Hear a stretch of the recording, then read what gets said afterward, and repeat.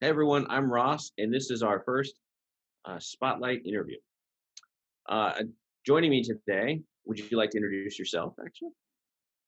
Yeah, my name's Ahren Reinhardt. I'm a technical specialist in the Pasco, Washington branch. Pretty much born and raised in Pasco my entire life. Lived in a few other areas. I'm a father of three, and some of the things I enjoy are working on cars. I like to go to the shooting range, um, hang out with the family, just kind of do some home projects, things like that. Awesome. How did you learn about Sprague? When did you join us? Actually, I joined 8 years ago.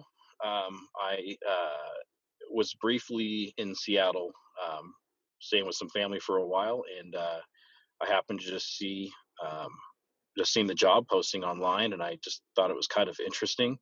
I was actually just a mill sweep at a flour mill in Cheney, so I was already ready for a change, and it kind of looked like an exciting job. I didn't have any experience, but I thought um, it looked interesting, so I applied.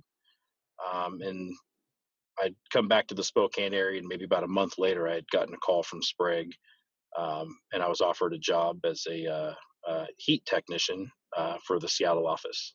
That was July of 2012, I believe. Oh wow, so 8 years ago then. Yes. Okay, now you're in Pasco. You started in Seattle. How did that journey work?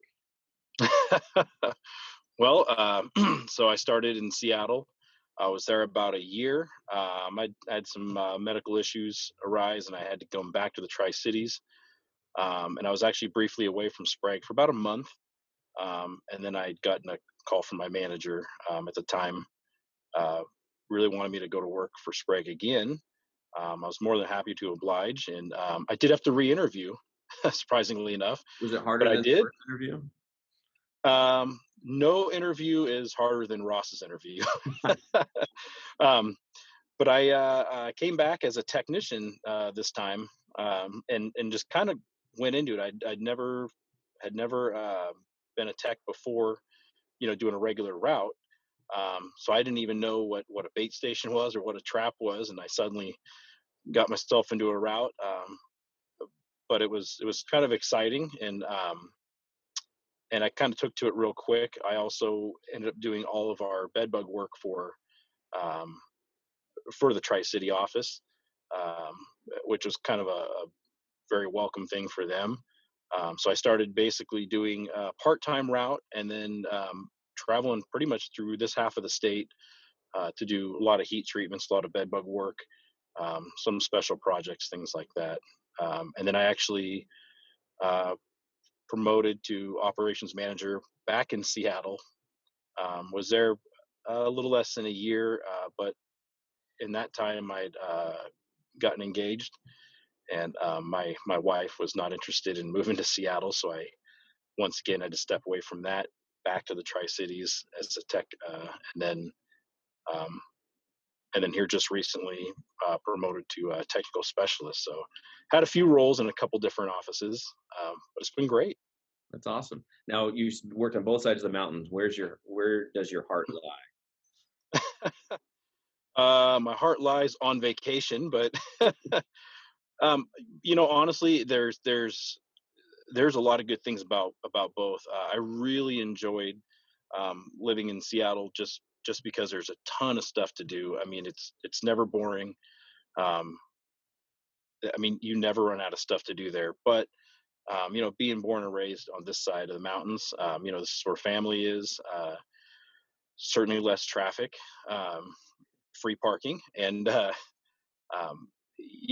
really do like it here, and I love the hot weather quite a bit. So um, I would say I'm probably a little more at home on this side of the mountains, but I mean, I can go anywhere and settle.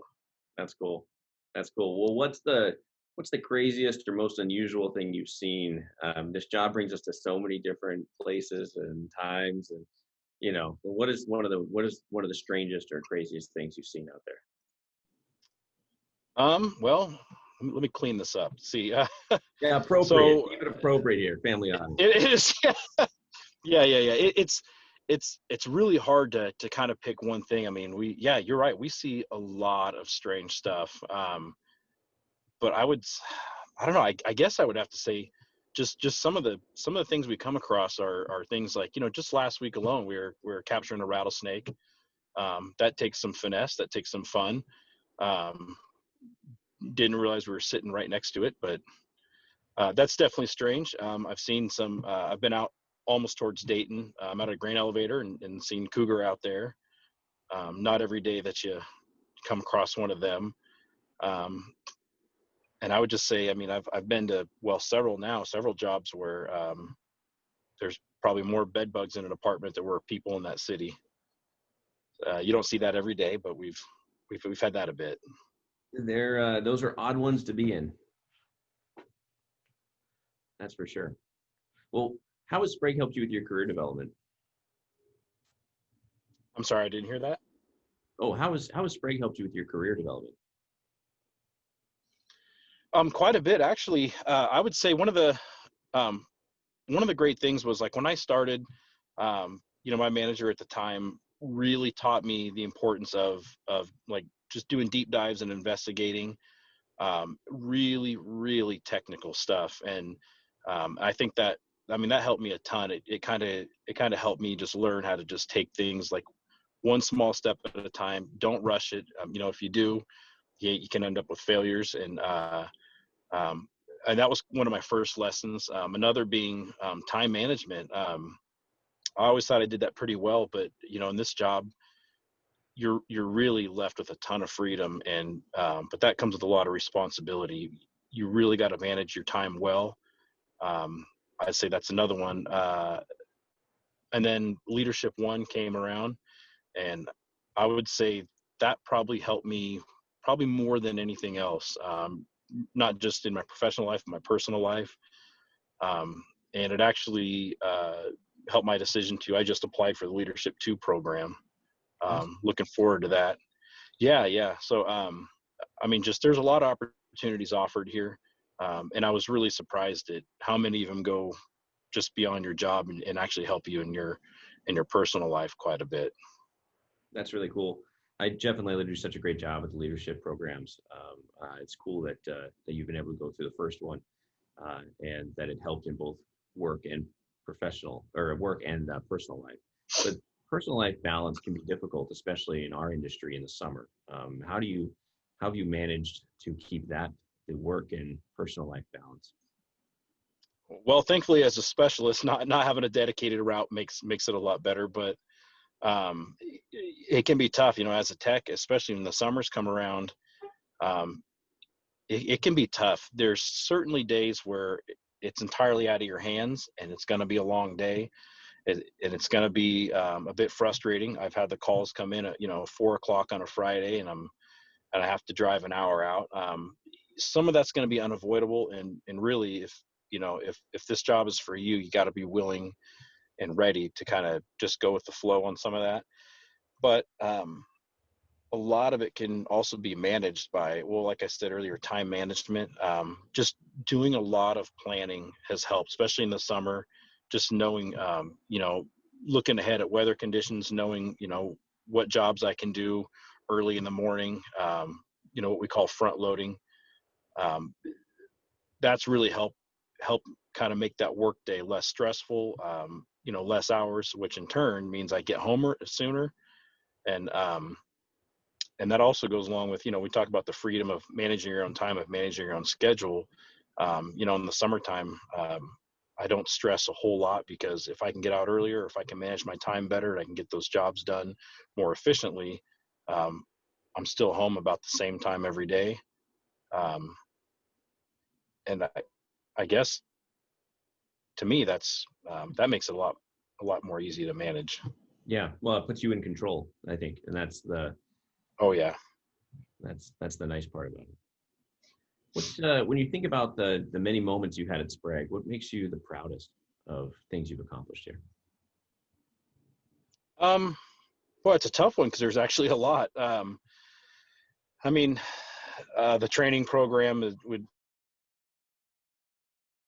Uh, we've had some colleagues here that have done just as much, if not more, on developing our training program in Pasco. Um, but I felt pretty proud of it because we're kind of sticklers on training the right way, and I think especially one of my colleagues, Brent, was real instrumental in developing this training program, and working with him and creating something and getting to see the effects of that training program. Another being the Tech of the Year celebrations. Been pretty proud to be present every year, and I won it in 2019. And it makes you feel good.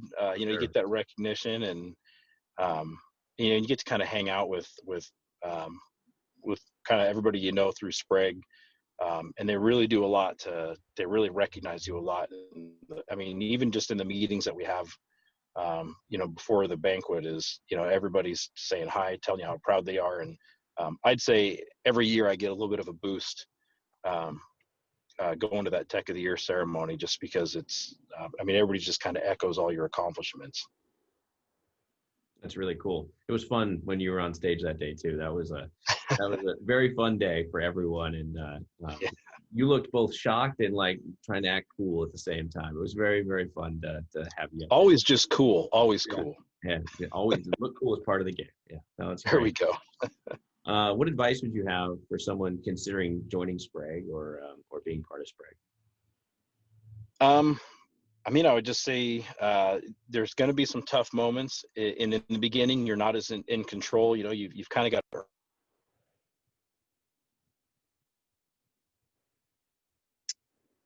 I guess the best advice I could give them would be just to own it right away. Um, if you're starting out, and I can only speak, on the technician level, but if you're starting out as a tech, um, you really got to treat this job like you're almost like you're working for yourself, like you're a self contract. That's how I've always kind of viewed it. You've got to own your accounts. You got to own those clients. You really got to take it to heart. And at the same time, you really got to make sure that you are doing that work-life balance, because um, you never want a job that's going to completely burn you out. And here, I'd say the majority of that decision falls on you to just to manage your time well. That's probably number one advice. But we're here to help. There's always plenty of us.